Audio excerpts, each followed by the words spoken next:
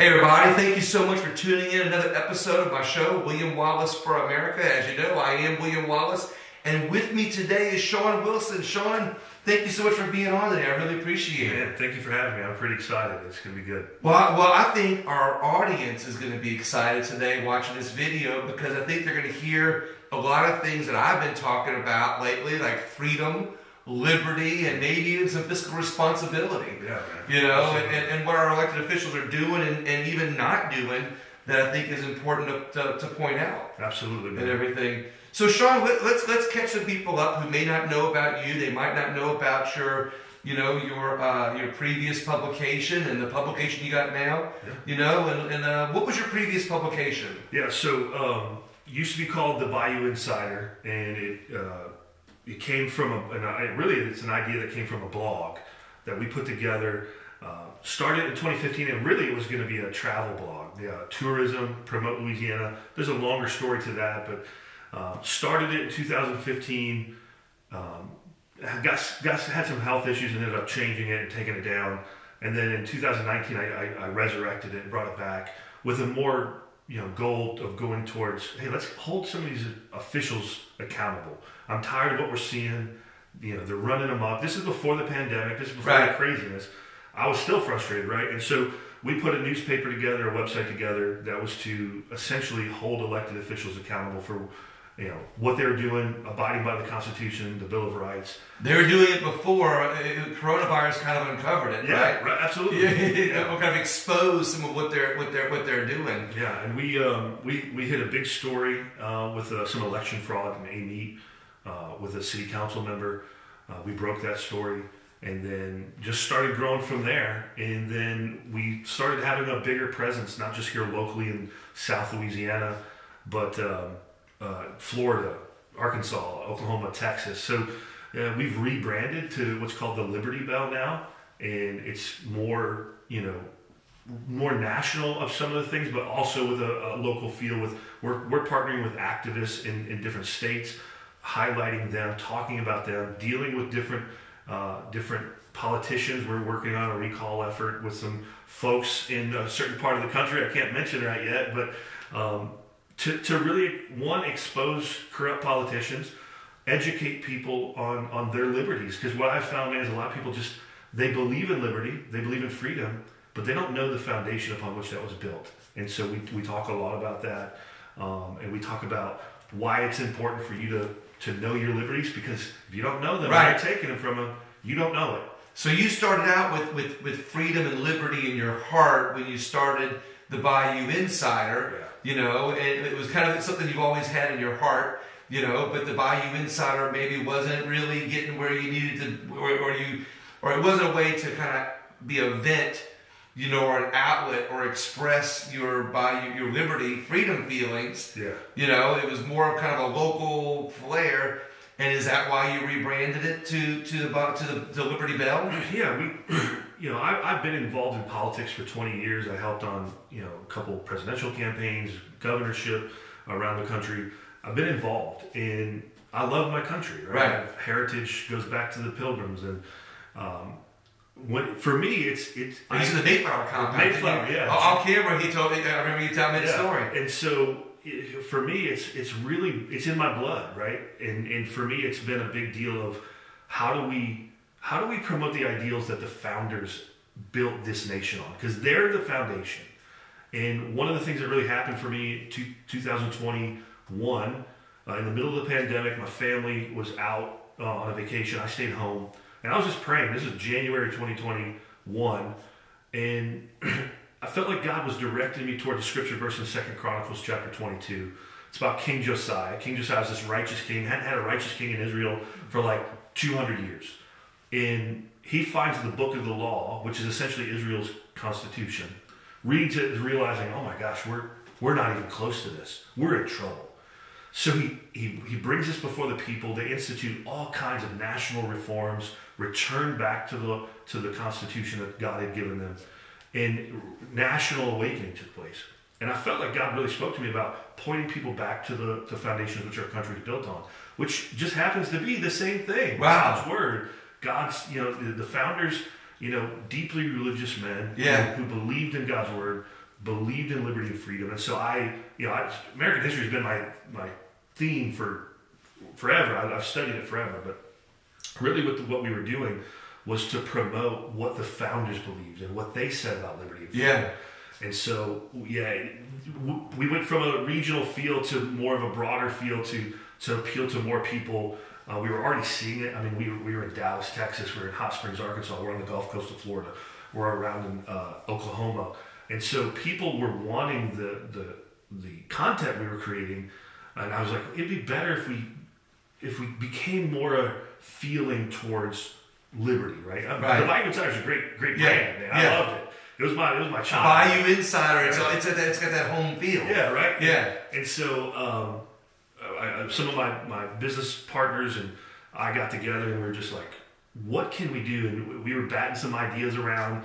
And I was like, man, liberty rings, let freedom ring. What about if we did the Liberty Bell? Liberty Bell, right. And so we're like, well, let's go to GoDaddy and see if it's up there. And dude, legit, it's up there. TheLibertyBell.com. I'm like, how does nobody have that? Yeah, exactly. So we spent a considerable amount of money to buy it. And we bought it and started building the brand out. And we're the first publication, the Liberty Bell newspaper, will be out later this week. Hopefully either today or tomorrow. So we're off and running. I repeat sometimes only for listeners to be able to kind of make sure that it kind of resonates in people's minds. So people who may have known you from the Bayou Insider, and got a feel for some taste of liberty coming out of that, and making politicians do the right thing. You've taken that to go nationwide with your new publication, the Liberty Bell, which people can see out. When's it going to be on the newsstands? Yeah. And where do they find it? And how can you get a hold of it? So the best way, if you're not local, to get a hold of it is go to our website, thelibertybell.com, and hit subscribe. You're going to subscribe. It's $8.99 a month. We're going to deliver it to your door. We're going to send it to you. Okay. So if you're in California, we're going to mail it to you. If you're in New York, we're going to mail it. Hard copy? Hard copy. Oh, wow. So this is not even digital. You're going to touch it, feel it, hold it. Yeah, and you're going to get a newspaper that's in your hand. Plus, you get the digital copy. Plus, you're going to get a lot of our behind-the-scenes content, becoming a Patreon member. Right. So we're going to send it to you. Because, one, here's what we found. People read it. They love it. They share it. They hand it to somebody. Right. And they read it. And they love it. And then they're like, well, how can I get this? Right. So that's our goal is we how can I get freedom or liberty? Oh, no. That's already the Constitution. Right. We're going to talk about that in a second. But thelibertybell.com, we're still building that out. It's still there. There's a lot of our content, but you can subscribe there. We actually have, we're getting ready to partner with our activists. There's going to be an activist page that you can connect with activists around the country who are doing things that are promoting liberty, they're promoting freedom, holding elected leaders accountable, holding everyone accountable for what they're supposed to be doing. And what I think that's important, I think that a lot of people in our communities are not realizing how many more people like us are out there.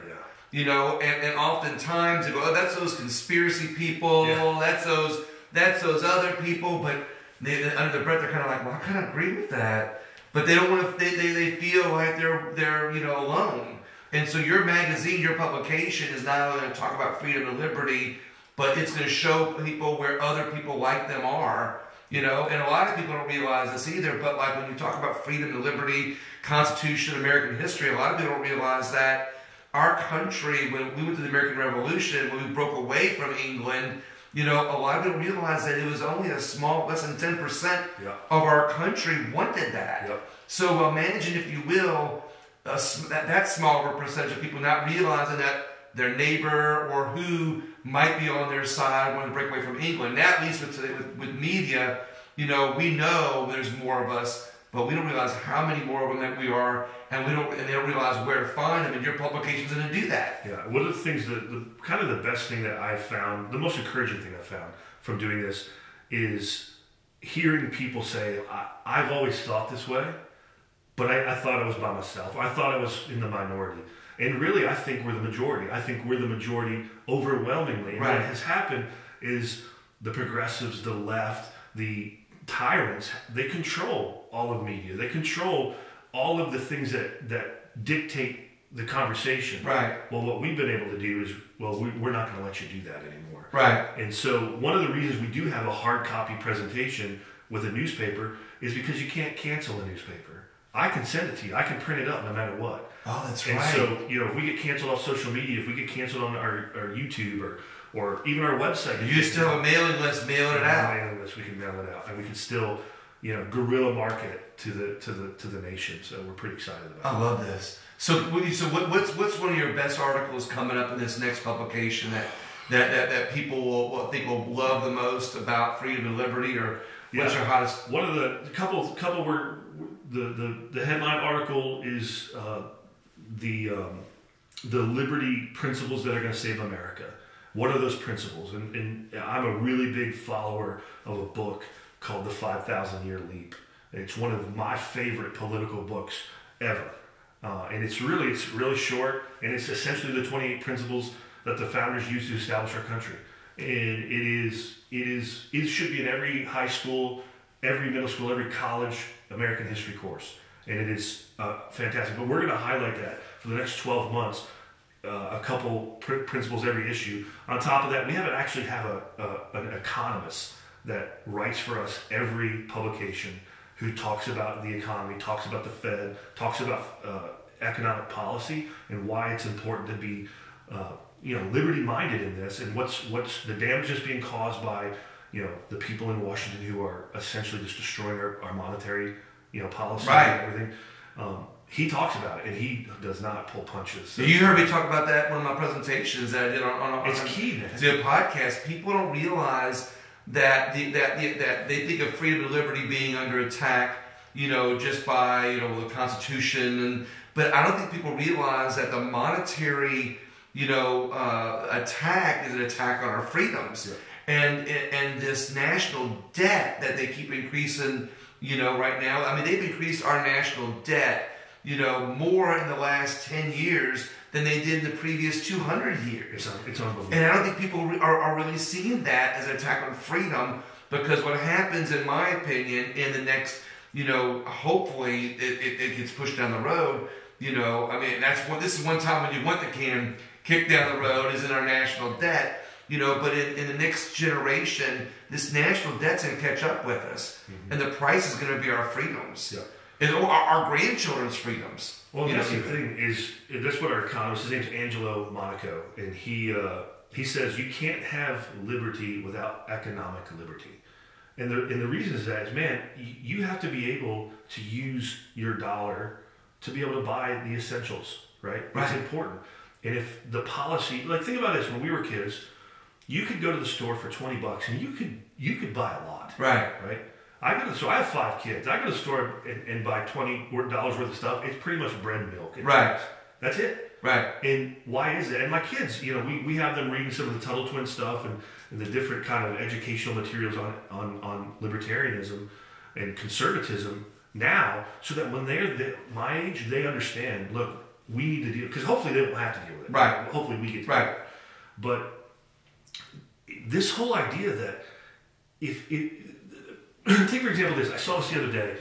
In California, I think gas is around, $5-6 a gallon, maybe $4.50 a gallon. You can't drive as far as maybe you wanted to, right? You can't go out as often because you got bills to push. Here, probably closer. There we go.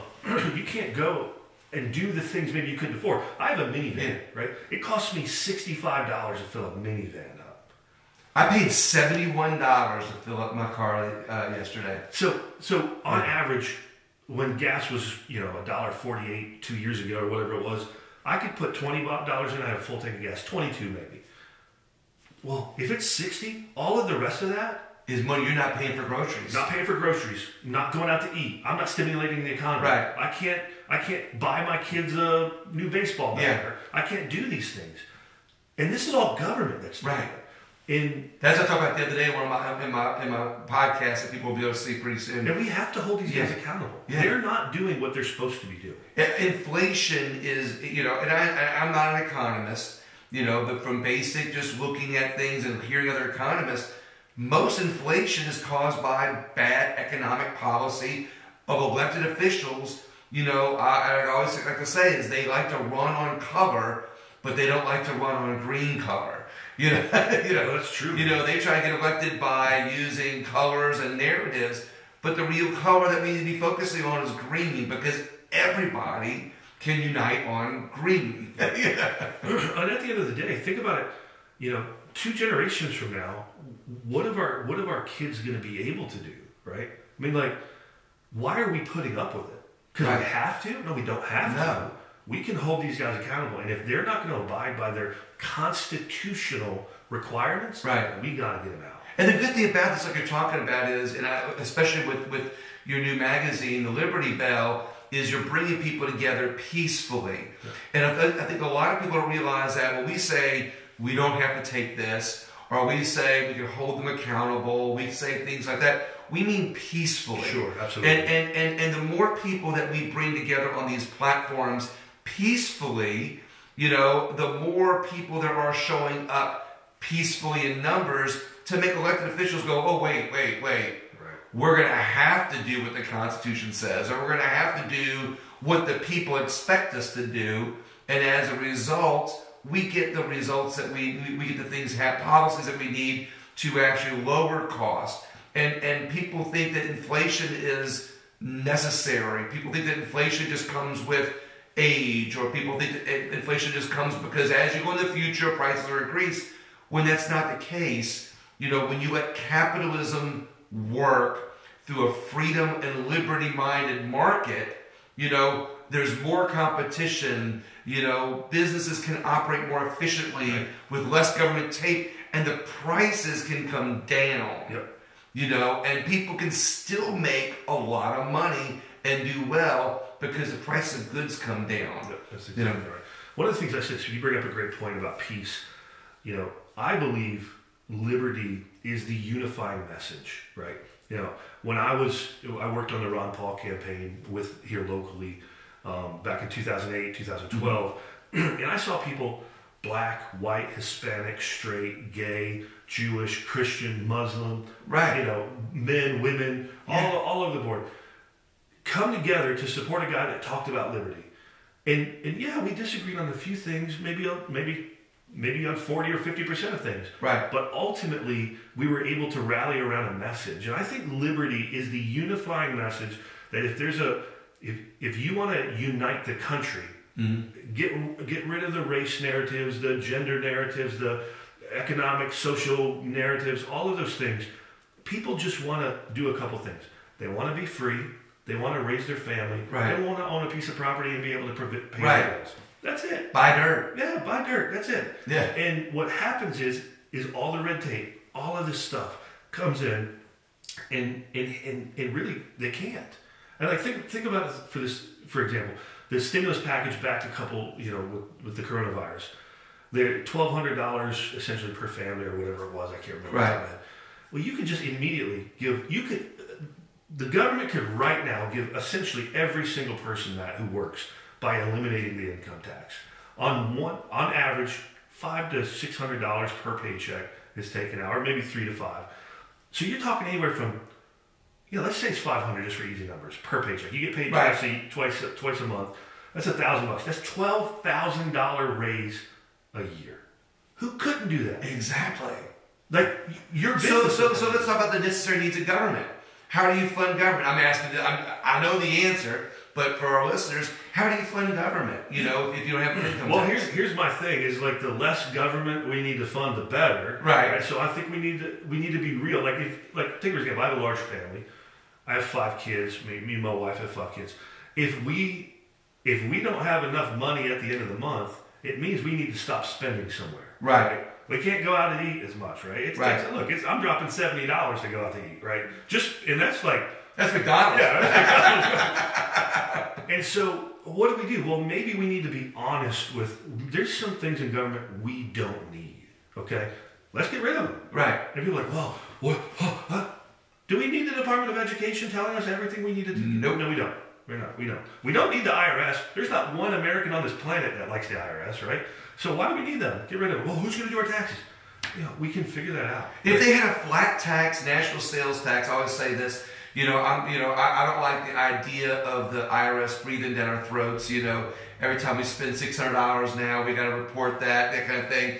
But if we had a national sales tax or a flat tax, you would still need an agency like the IRS so we don't lose employees. And so I say that to kind of say, hey, instead of just firing everybody that works for the IRS, just convert the tax code to being a national sales tax or flat tax system where our tax structure is not determined by an election campaign victory that's won by elected officials and running on narratives, and then our tax code suddenly reflects, the donors of the last, 2 or 3 campaigns. Right. And look, they get to buy their freedom. We have to earn our freedom. We have to stand by our freedom, and right. So when you look at different things to be done, but to your point also, of course, less taxes, we need roads and bridges, but the idea when you look at bloated government and you look at councilmen that are driving around in cars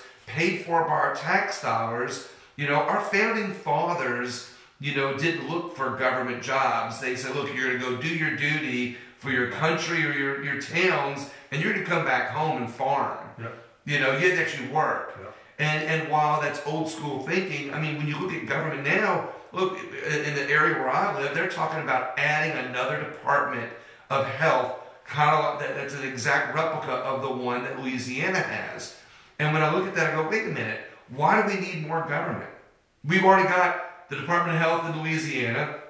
You've already got it in the country. Why do we need one on a local level? Yeah. It's just another position that somebody gets to hire that needs a department, that needs an office, that needs another car, that needs another vehicle. And when you say no to taxes, and you actually it's your way of peacefully saying, I want to shrink the size of government. Yeah, it comes down to there's a necessary role of government. I believe in that. The founders believe in exactly. That. But what we've got is a Leviathan that's so large that it's in everything. Think about this. Corporate income tax rate is what, 30-40%? Right? Look, I don't know all the corporate tax in and outs, but if you just have that, just cut it in half. Right. What can that net business now do? He can hire more people, buy more products, innovate better. Less government intrusion is better for everything. Right.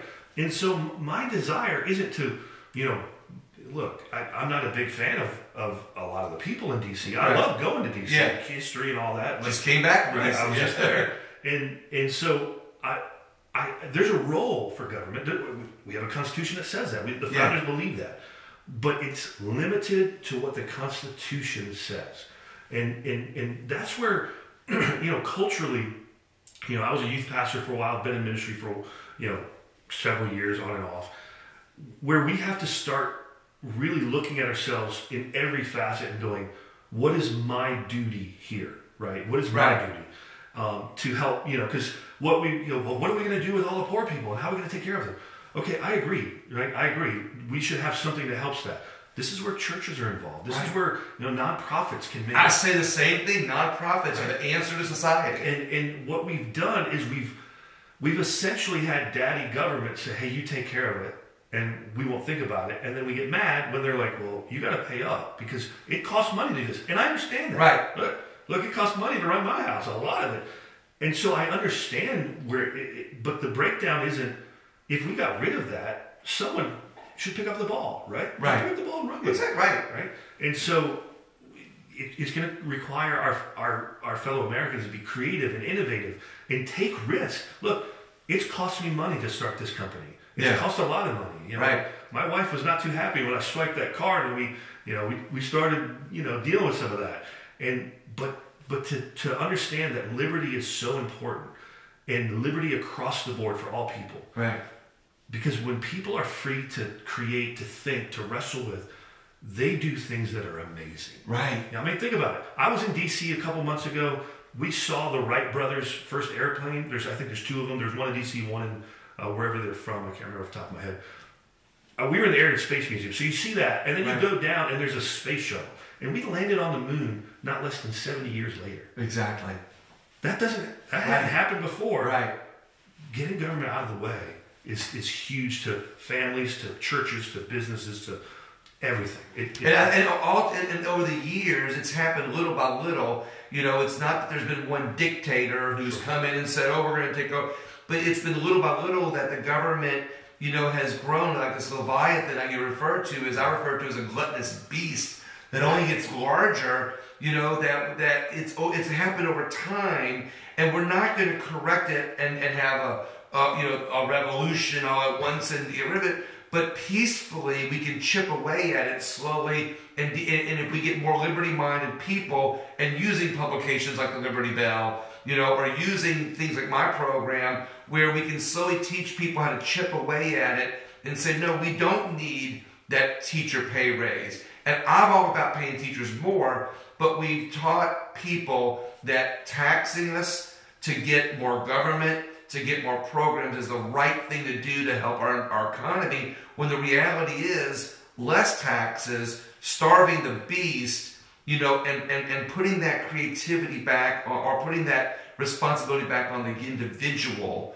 to create or do things to help their society is actually better in the long run for not just freedom and liberty, but financially, Yeah, it really comes down to, and I agree, I tell people all the time, and it is difficult, right? We want an instant fix. Like, we can go in here, slap something in the microwave and eat, right? Right. Or we have instant coffee now, and I get it. I understand that. But we didn't get here overnight, and we're not going to change it overnight. Exactly. I tell my family and my friends and the people I sit down and talk with, I'm like, look, you have to have a 100-year vision, a 150-year plan, because you have to be willing when it comes to liberty, just like our founders. Right. We may not see the end of this, and we have to keep educating. So I'm a huge fan of partnering with people and educating. That's part of our publication. Right. There's a lot of education in it, a lot of history, a lot of understanding what the founders said, plus things that we're working on. But we have to know that we may not see what we desire in our lifetime. And you got to be okay with that. The founders, they weren't necessarily expecting to see what they got. Right. The Mayflower, they planted their flag in America. They didn't, look, that was another 200 years before we broke free from all that. So, we have to have a long-term vision that outlives us, so that the next generation can pick up the baton and run with it. That's a great point. I love that. We talk. That's one of the best points I think we've talked about in a while. Is that everybody wants that immediate gratification of saying, okay, we're going to end this mandate, we're going to decrease the size of government, and I'm going to see that politician having to use his own car instead of driving a government-paid car. But we're not going to see that. Right. And we got to accept the fact that what we're doing today is for our great-grandchildren. Even when it comes to the national debt, we got to know that what we see is, what we don't see today is going to benefit our grandchildren, and they're going to be able to say our founding fathers did the right thing. Because what I look now at policies that we live under, and that's something to bring up, which I'm like hey, you kind of did the layup for me on this one, Shawn. I think is that when we can look now at policies that we're living under today, that were created by people, our elected officials, generations ago, it makes you scratch your head. Right. Just take our retirement structure now. Social Security. When we look at what were they thinking before then? The greater good. Give the working man. I don't even think that those elected officials realized that in just 2 generations, and this is 2 generations ago almost, that not even a generation ago, my point is, that our elected officials took the Social Security fund and put it back into the general fund. Yep. So while it was for the greater good at one time, and the greater good the second time, now Social Security is something that's being robbed and pillaged. Mm-hmm. And that alone, if we created a sense of freedom, liberty, self-responsibility, self-preservation back to people, and taught them to be in charge of their own retirement, giving them more of their money back, our grandchildren are going to be better off financially as a result. Yeah. So if you think about it, if we eliminate one federal bureaucracy in our generation, we've done huge things. Yeah. Right. If we did it on a local, state level, city level, that's a big deal, right? And so, it's going to take time, because here's what I've learned. a lot of people love to celebrate liberty. They love to talk about it. They love to shoot fireworks off Right. on July 4th, which I love to do too. Yeah. But we don't really know, we haven't been educated, especially some of these younger generations, on what is liberty? What does that mean? Like, I had a legit conversation not too long ago with someone we were talking about vaccine mandates, and he said, well, maybe liberty is the government forcing people to do this. I'm like, that's the antithesis of liberty. Right, yeah. Right? Like, if you don't have the choice to make that decision for you, you don't have liberty. Right. And so freedom. Yeah, and that's what people inherently, because it's a gift from God. I believe that. Yeah. You know, liberty is a gift from God, and people inherently in their soul, in their inner being, desire it as much as possible. And so, why can't we give it to them? You know, and we got to teach them how to live in liberty, right? You got to teach them. Our founders believe, hey, look, you got to know that there's natural law, there's God's law, and you got to live under that. Yeah. You got to understand that you're going to give an account whether you give an account here or there, right? Well, I was going to say, you know, whether people are religious or not religious, whether I find even some of the most non-religious people still believe in God. They still believe that there's a greater being. Right. You know, some people look at the Bible as being, you know, some religious document, which, you know, we believe it is, you know, but some people, I like to even tell people, you know, to think of it like this. You know, if you believe that we are just a footprint here on earth, that there's a greater being, you know, and possibly, let's just say possibly, we know the truth, but I'm trying to speak to people that we're trying to bring to the freedom liberty side. You know, when you look at the Bible, you know, as a document that was inspired by God, you know, they talk about, the Bible mentions freedom all throughout the Bible. Mm-hmm. And then you know that our founding fathers created a constitution inspired by God in the Bible on freedom. You know, that freedom is transferred to our founding fathers, put into a document that protects our freedoms here on earth. You know, you got to believe that freedom and liberty is it's a great thing for mankind, and it's up to us to protect it. Yeah. Because if not, the people that don't believe in freedom and liberty are the people who want to control our free will. Well, that's it. And that's the thing, is one of the reasons we use the Liberty Bell as kind of our logo, our kind of, you know, branding, right, is on the Liberty Bell is a scripture verse, the actual Liberty Bell in Philadelphia. From Leviticus, it says, proclaim liberty throughout the land to all the inhabitants thereof. And our founders put that on there because they believe that liberty starts with God and goes out from there. And it's our job to, one, nurture it and protect it, but two, to share it with others. Right. Not through bombs and warfare, but through education, through understanding, right? Like, there's a foundation here. And that's why I refer back to that book, The 5,000-Year Leap. It's such a great book that really... I'm glad you told me about that, because I never knew about that. You'll love it. It's so good. And it's essentially the writings of the founders and the principles that they use and how they were broke down. But it really comes down to, like, whether they're religious or not religious. I tell people all this, and I wrote this in my journal last year. Liberty is my faith. It's my religion, right? Yeah. And what I mean by that is I'm a Christian. I'm stealing that, by the way. But literally, the Bible says, you know, where the Spirit of the Lord is, there is a liberty. And I would assume, just by having studied the Bible, I have 2 theological degrees, was a youth pastor for a while, went to school to be a pastor. So it's, you know, it's my faith. But liberty at the end of the day is God's gift to humanity. And look, we may not agree on everything, right? But that's the beautiful thing about liberty. We don't have to. Me and my wife don't agree on everything, okay? And I stick next to her, right? So it's okay that we don't agree on some things. I have learned more by being around people who agree with me maybe 60%, 70% than I do with people who 90, 95, 100%. And I tell people all the time, look, if you're agreeing with someone 100% of the time, you're probably in a cult. Just be careful. They start whipping out Kool-Aid.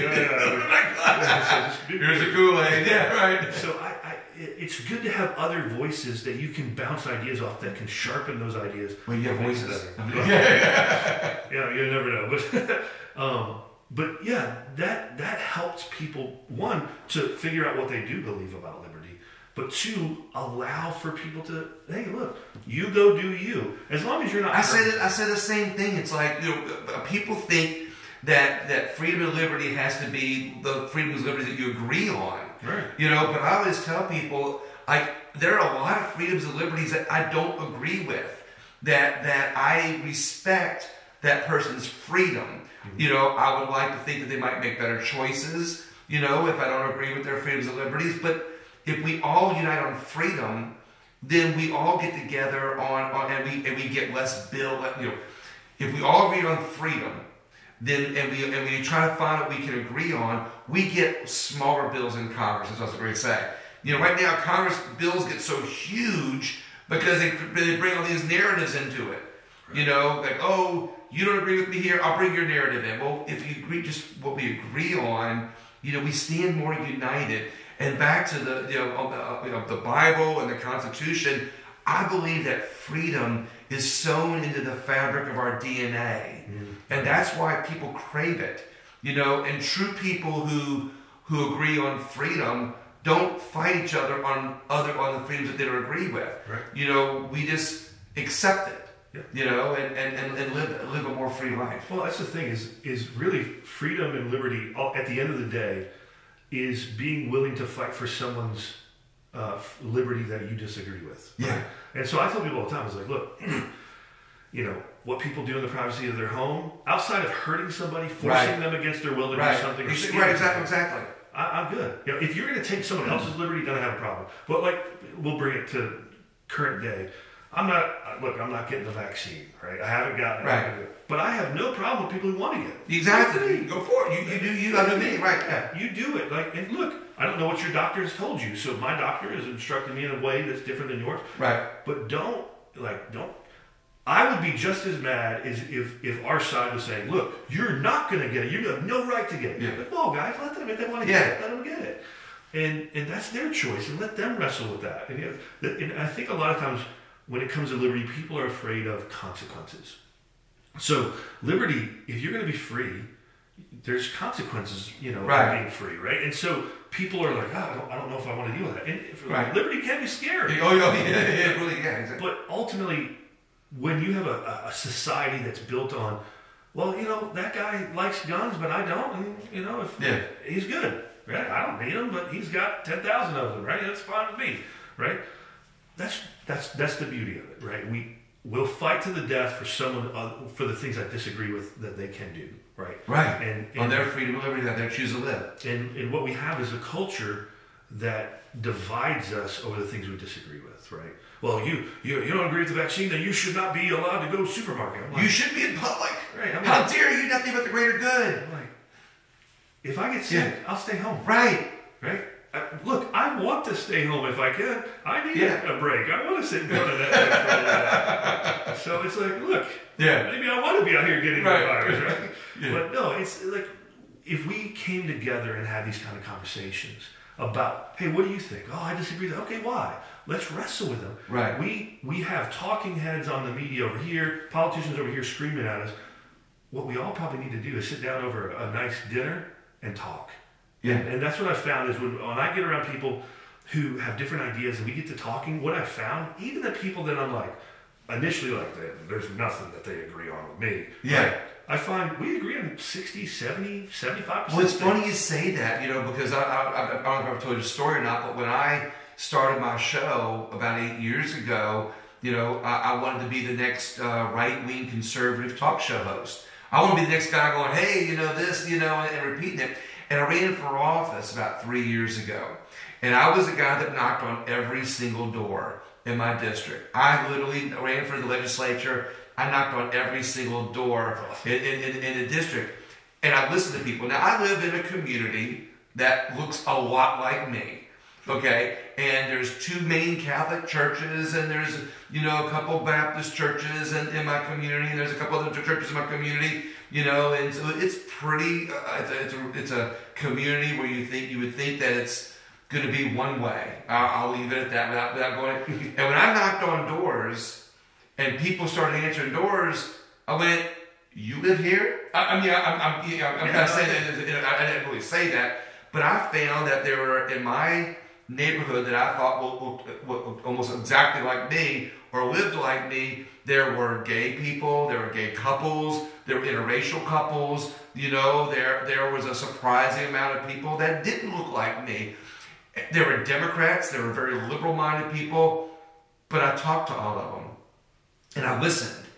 And I realized that our communities, our people, our country, we're more alike than we realize. Yeah. Like you said, 60, 70%. I mean, it might be, in my opinion, as high as 80, 90% that we agree on. Mm-hmm. But we don't realize it because we get divided up by a media and a political elite class to make to think that we're all very different. Or those people that are gay, or those people that are interracial, or those people that this, they are, the right, and we're the wrong, or they're wrong. We get divided up like that. But when we really talk and sit down at dinner, like you talked about, and we realize, wait a minute, we're all more alike, but you agree on that. But it's okay, because I like the other 99% about you, and I realize that if we protect each other's freedoms, you can live like that, and I don't have to see it. I don't have to believe in it. I don't even have to accept it, but I can respect it. Yep. And I can respect your freedom, because your freedom that I allow you to have and fight for is the same freedom that allows me to live the life I want to live. Yep. And when we do that, we realize that we can come together on things that we agree on and really make our communities better than what they're in the direction they're going in while we're being divided. Yeah, I think the perfect example of this is back in 2016, we had a huge flood here in Baton Rouge. And just before that, there was a police shooting. There was a police shooting, and then there was a suspect that shot several police officers and killed them in our town. It was national news. It was a big deal. And Baton Rouge was a tinderbox at that point. Yeah. A lot of racial tension. And then the flood came, right? The flood, it was literally, it was a really horrible, like hundreds of thousands of people lost their homes, and it was a big deal. But what I found in the midst of that was something so beautiful and amazing that we often forget. I saw young black men carrying elderly white women to boats. I saw, white guys carrying elderly black women I saw police officers helping these guys and we all came together to help each other. And why? Because we needed to. It didn't matter what color we are, what sex we are, or who we had sex with, or this or that. It was, we need each other. And right. I think what has happened is a couple of things. We don't know our neighbors anymore. Right. Right, exactly. We know. We think. Who we know? We have all these friends on Facebook, and we don't know any of them, right? And really, I used to do door-to-door sales, and I joke about this all the time because I always liked doing door-to-door sales more in the black community than I did in the white community. And here's why. In the black community, if you're walking around and they're having lunch, you're getting invited. Right. It doesn't matter who you are. You're family now. You're like, come on, what do you got? Oh, come on, have something, sit down. And we talked. And it was like they were throwing, like I went one time in this community and they literally blocked off a street. There was no permits. Yeah. They did what they wanted. It's their community. Because it's freedom. Right? So they had this block party and I'm walking, they're like, come hang out. I mean, I was eating good, right? Where in some of these more upscale kind of snooty ones, they called the police on me and I got kicked out. But it's something I just kept thinking about. I was like, you know what we need to do as community, as Baton Rouge, as New Orleans, as Louisiana, as America? We need to have more community get-togethers where we're laughing and cutting up, and there's things for the kids, and because you remember, I remember this when I was a kid, we had parades on July 4th, we had things in the community. Right. We've stopped doing that. And so we don't know our neighbors. We don't know the gay couple down the street, how nice they are. Right. That's a doctor. And look, I need my son. He busted his eye open on his head. What do we do? And here's some glue. But here's some glue. Don't take him to the hospital. Right, yeah. We don't know the elderly black lady who can cook like you ain't never had in your life. Right? You don't know the old man who's a World War II veteran that has all these amazing stories to share with you, how he liberated, Nazi Germany, right? And all these Jewish people. Like, we don't know them, and we're losing that because of talking heads on TV or politics. Do you think that that's connected to freedom in some way? Absolutely. Like, think about it. In the early part of the country, you had to have community because you couldn't survive without it. Like, think about this. The first Thanksgiving, if it wasn't for the Indians, right, these guys don't make it. Right. They had to have community. They had to build relationships with people that they didn't know, maybe didn't even like what they were doing. but they had to build that community. And if we don't do that, then our culture's lost. You brought up something, and I've been waiting for a moment to bring this up. And again, you gave me the layup on this, so I'm going to give you credit for what I think this is a slam dunk, for our listeners. And I may have to refer to this at the beginning of the podcast to tell people is that you talked about how divided Baton Rouge was getting in the tinderbox that it was before the storm, and how a storm brought the community together. And all too often around our country, we see tornadoes, hurricanes, floods, where the case may be, where adversity or a disaster it takes a disaster to bring people together. You gave me the layup, but here's my slam dunk. Right now, freedom and liberty is under a natural disaster. Yeah. Right now, our natural disaster is an attack on our freedoms. Our natural disaster, I believe, right now is our national debt. Our national disaster right now, are the attacks on our Constitution that people don't see, whether it's Second Amendment, First Amendment, or Fourth Amendment, whatever the case may be, where people think it's more conspiracy thinking in some way, but where most people are realizing that our country is in the midst of a natural disaster on freedom and liberty, and maybe this is what we need at a time to bring our country together in a way that a natural disaster does to fix a lot of the problems. Yeah, it just comes down to, are we going to trust what we instinctively know in our heart, right? Like, the right thing to do is to care for, look, the Bible breaks it down pretty easy. Love your neighbor as yourself, right? Right. I'm going to take care of myself, right? I want to take care of you. We may disagree on how we do that. Right. But, okay, you're going to take care of your neighbor that way. I'm going to take care of my neighbor this way. And both are right. Right. Because you're doing what you need to do. If you need to wear a mask, absolutely, please wear a mask. Yeah. Look, at the end of the day, it's got to come down to, the best way to really fix things is probably turn off the TV, turn off the politicians for a little bit, and go talk to your friend, go talk to your neighbor, go talk to someone down the street that you may not, I've never met you before. Right. I didn't know you lived around the corner from. I didn't know you lived next door. Right. Right? How often does that happen? Way too often. But as a people, we've forgotten our history. And that was the story in 2 Chronicles that I mentioned earlier. The people had forgotten. They just forgot. Nobody brought it up. Nobody talked about it in the churches. Nobody talked about it at school. No one was mentioning it anymore. And so they were just like, oh, I forgot about it. We have to remind, one of the things we do as a family every year, July 4th, is we get up, we get the kids, dressed and get ready for a good day, and we sit down and we listen to an audio version of someone reading the Declaration of Independence every 4th of July, because I want my kids to understand that this is what right at that I get emotional with it. They said their lives, their sacred fortune, their honor, right. They gave it all up. And they were willing to die for it. And why? Why would they be? And so then you start diving into that. And I think as a community, is there a lot of things we need to address in our country? Yeah, there's a ton. Yeah. But how are we going to address them? Are we going to ask the politicians to do it? It's obvious they don't know what they're doing. Right. So how do we do it? Well, maybe we sit down and we all come together and we go, what is the issue? Right.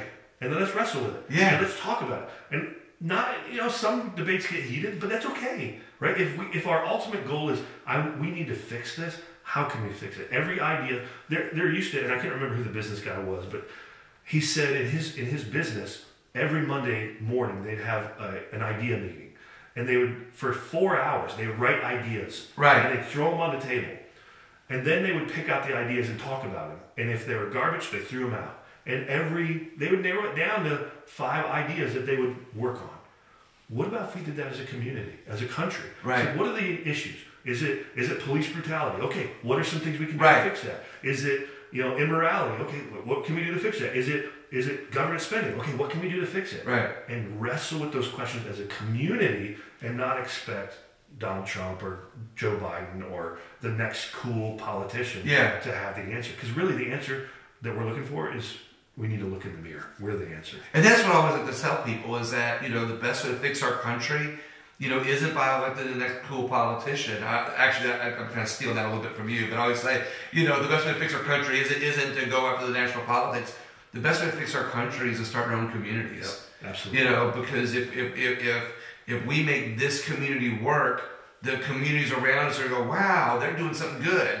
You know, look, their crime rate's going down, their employment's going up. You know, they're paying less taxes. Look how pretty their neighborhoods are. You know, and then they go, well, let's do some of that. Next thing you know, just like Louisiana is doing now, elected officials always like to say, look how good Texas is doing, or look how good Mississippi's doing. Oh, they're doing no income tax now, and you look how great their states are doing. And we're trying to move the needle to get that done in our own state. So I think that's the best way to fix our country is to start communities. Yeah, and work on that. I don't mean to keep. It naturally flows out of me because it's been my passion for my whole life, but my faith. The Bible has so many answers to these kind of things. Jesus did it immediately when he was like, look, he took his disciples and said, hey, look, stay in Jerusalem, then Judea, then Samaria, then the ends of the earth. A lot of times we want Washington to fix the problem, but really start at home, and then start in your community, and start in your city, and start in your state, or your parish or county, start in your state, then you can go from there. The answers are at home, right? The answers are here, us doing these kind of things. You know, a newspaper that addresses the issues, and then community involvement. We are the answer we're looking for. Right. That's what it comes down to. Yeah. And I truly believe that America's best days are ahead of her. I'm not saying there's not some difficult days ahead. Oh, yeah. I think there are. But we can get through it if we prepare now and do the right thing. And that's going to require us getting uncomfortable, asking some difficult questions, and wrestling with that. I'm going to rely on myself, my personal responsibility, and not the government, to fix this. And that's all like what's happened in the last bunch of generations, is that more people have turned to the government, to do things that puts the responsibility on them, on the government, and not on our own. And now, basically, what we have to do, and like you said, that sense of a little uncomfortableness, is to say, hey, look, let's take that responsibility away from the government, bring it back to the people. It's going to be uncomfortable. It's going to sting a little bit in the beginning, but our grandchildren are going to thank us. Yeah. And we might not see the generations after them be able to thank us personally, but, they're going to thank us, for giving that back to them. Yeah, you bring up a great point, because one of the things we talk about here on the team, we have a great team with the Liberty Bell too. I'm excited for them and the things that are going, but we talk about things like I'm 100% pro-life, right? How could we end abortion? Well, I would end abortion overnight if we could, but the problem is we don't have the mechanisms set in place in order for that to happen yet. And what I mean by that is adoption affordable in America? It's not really. I mean, there are some where you can, but you're hitting the nail on the head. You listen to my speech. Yeah, or the welfare system, right? Look, I would much rather my taxes go towards helping people provide for their food than dropping bombs. But at the end of the day, if we want to change the system, we have to have something in place that when that's taken away, there's something already in place to move that. Right. And so, a lot of people complain, well, there's all these people on welfare, or these people having abortions. I'm like, okay, I get it. But what are we doing to fix it? We can complain all day. Right. And we can debate about it and scream about it. We can get on, different programs and talk about it. But, okay, what if we did inspire the churches to have, Donald Trump's thing was make America great again. Make soup kitchens great again. Yeah. Right? Make distribution points for food. It's funny when you say that. You think about when you look at all the pictures of the Depression, and back in those times when the poor people were actually poor, and when poor people didn't have big screen TVs, and poor people didn't have internet, and poor people didn't have cars, and poor people were actually poor. You look at the lines, the soup kitchens, and everybody had a coat and tie on. People wore hats. They were dressed up. They had a sense of pride and didn't feel bad about going, but they would go to the soup kitchens, they would get fed, and then they would go find work. They were not that I'm criticizing anybody today for not wearing a coat and tie. Yeah. I have the coat over there. But I'm using. It's kind of ironic that we're talking about it now. But you brought that up. But you think of, you're right. Make soup kitchens great again. There was a time when there was a sense of pride, in that. But I do want to talk about adoption for a second, because my really far pro-life friends often get a little irritated when I say this. But I think that you'll see the beauty in it because you mentioned something that I believe in, which is adoption. I am very, very pro-life, but I'm also very pro-freedom. We talked about that a minute ago, where there's people's freedoms that I don't agree with, but I have to accept that they have freedom.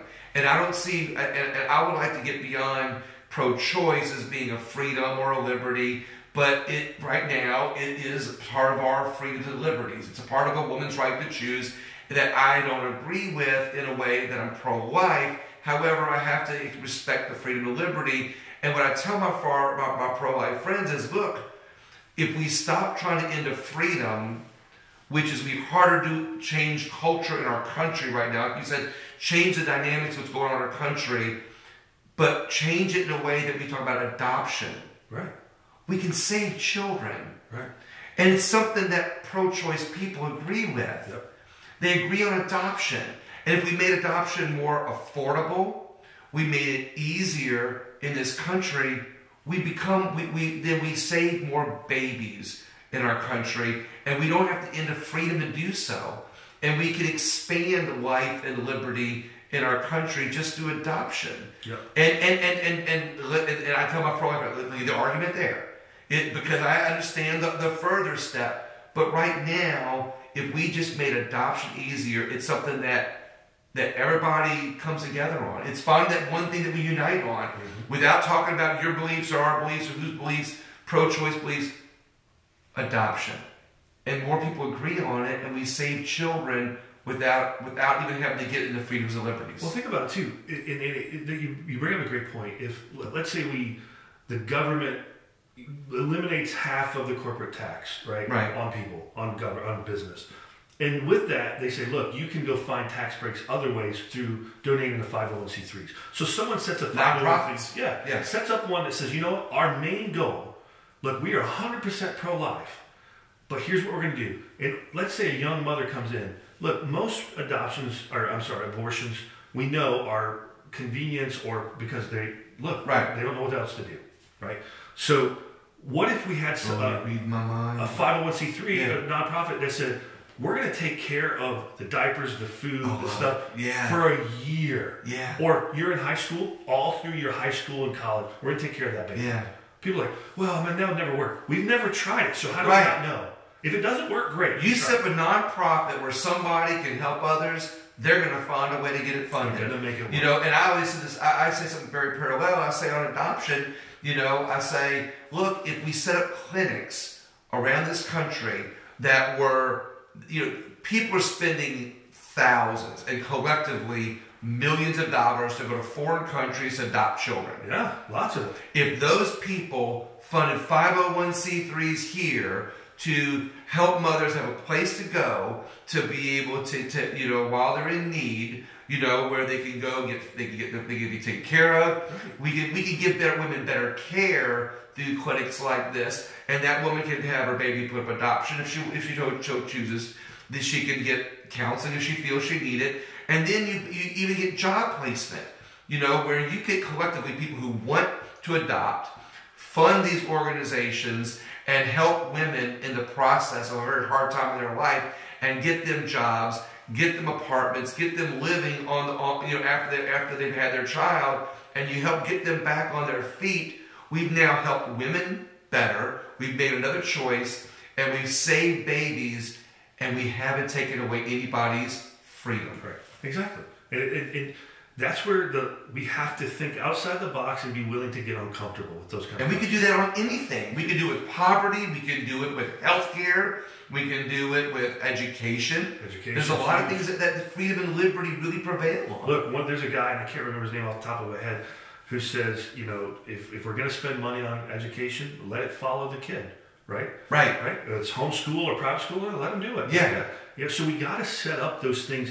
If we're going to dismantle the Leviathan, there are people who depend on these things. Right. There are. And I'm not saying that's a moral bad or good. I'm just saying, look, I have family members who depend on certain things. My family, my parents they get Social Security, right? It's part of their income. Right. It's going to be part of my income, I guess, in the next 25 years. But at the end of the day, if we start now, even if I don't get any benefit out of it, putting these things in place, then a generation from now, instead of being, 1 million babies aborted every year, maybe there's 200,000. Right. Right? People are like, well, what about 200,000? Like, yeah, that's great, but look at, I agree. I don't want... Because right now, everybody, and that's a point, I'm glad you brought that up, because it's a point I like to make too, is like right now, everybody's saying, we're going to end this, I'm saying freedom, it sounds like I'm believing in it, but right now it's a freedom. Freedom of choice, pro-choice is a freedom right now that there is. And people who fight and say that's wrong, and people who say we're going to end that law. And right now, they're so different. They're so far apart that those babies are dying in the meantime. And the closer you get those two groups together, the more babies that get saved. And if the real mission is to save lives, that's a great stepping stone. And the secret that I'll let out, is that if we get more babies adopted and more women see that it's easy, that society really wants to maintain and make it easier and help women more, you change a culture. Yeah. You change a sentiment. And you become more of a pro-life society. Yeah. And through that, other things can happen. We can start talking easier about educating our young people, how babies are made. You can start finding there's not enough education. You can start talking about things to help prevent later through all of this, when minds start coming together and you stop arguing about whose freedom is better. Yeah, I truly believe that we can answer all of our society's difficult issues by just let's address it. Let's address it. What can we do? Yeah. And how do we do it? And you bring the ideas to the table, and the ideas that suck, we get rid of. Yeah. Right? But the ideas that stick, then we maybe dive down a little bit deeper. And so that's what we talk about. Our goal is to talk about liberty. On the Liberty Bell. You read my mind. I was very good at this. We're about to wrap up here on the last question. But we talk about that. We're talking about it on our podcast. We're on Spotify now. We're getting ready to do some video casting as well. We've made some great partnerships with you and other people around. So we're excited about what's going on and asking the questions and all people of all faiths, beliefs, genders, whatever, sexual orientation. Yeah. Come to the table. Let's talk. Let's talk. Let's have a beer. Let's or sweet tea or whatever you want to drink, and crawfish. In Louisiana, everybody can get on crawfish. Yeah, but you're getting my last two questions I like to ask everybody is, what unites us? What I asked two things. One, your opinion, what's one of the greatest things about our country? And number two, what unites us as people? Yeah, I think the answer to those questions are the same. It's liberty. Liberty unites everybody, right? At the end of the day, the ability to be free and live your life is what people want. And that's what makes America great. It's not our politicians. Look, I like a lot of the politicians. There's some good guys out there. Look, I don't like all of them, but at the end of the day, it's not our economy.